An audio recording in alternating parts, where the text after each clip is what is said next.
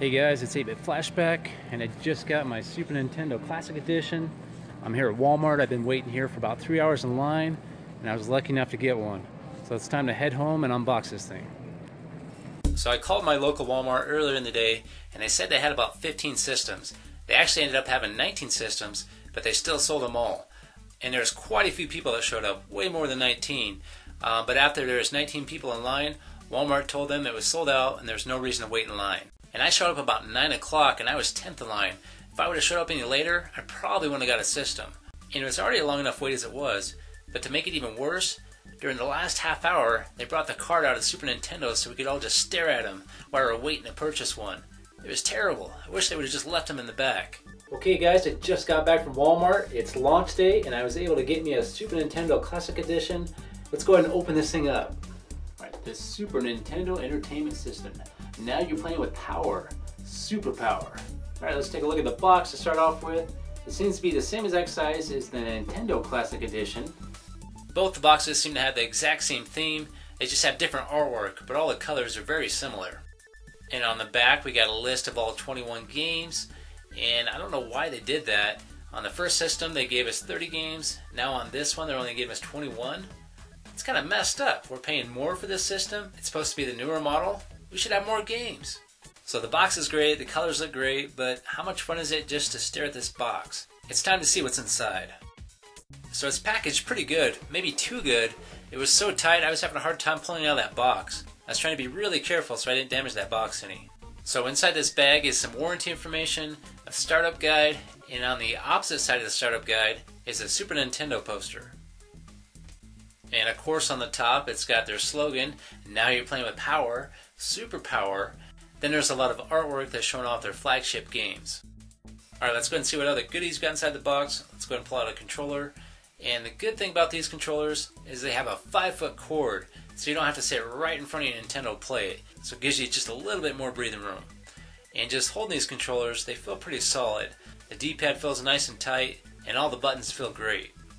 So another thing they did right with the Super Nintendo is they gave us 2 controllers instead of one like you got with the NES Classic Edition. So here's a look at the power brick. It's 5 volt, 1.5 amps. Then we have our power cable and an HDMI cable, but they're not very interesting at all. It's time to look at the Super Nintendo. So here we go. This is what I've been waiting for forever, the Super Nintendo. Let's have a closer look. So it has a functional power and reset button. And the power button feels really nice clicking back and forth. It seems to operate really well. Same thing with the reset button. But sadly the eject button does nothing, and the cartridge slot is also solid. But that's probably going to be a future model I'll be doing with this console. So this Super Nintendo looks great. It looks just like the original. The only issue I have with it is where the controllers plug in. So at first glance it looks like it has some type of mini NES plug-in.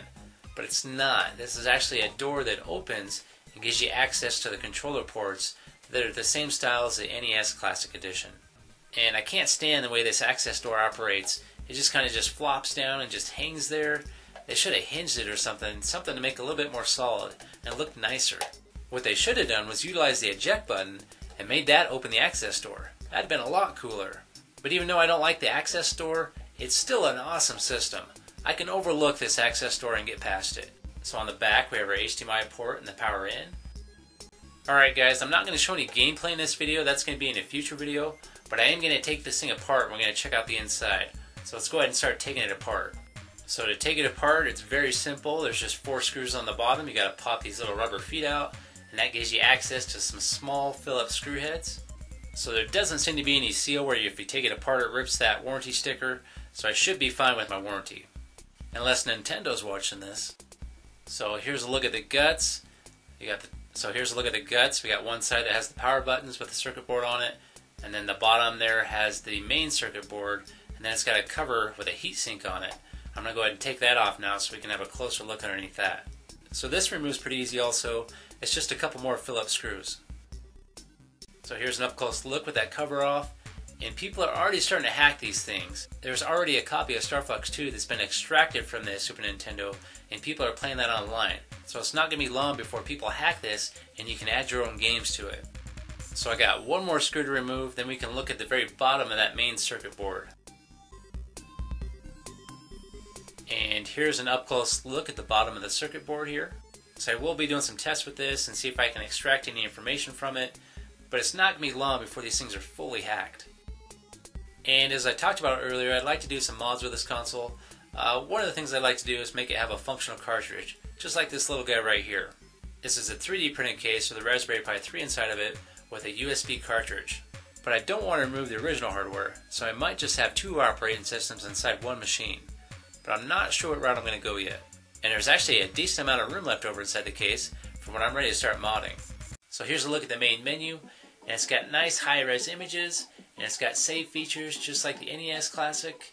And as I said before, I'm not really going to do any gameplay in this video. That's going to be in a future video. But I got a quick tip for you.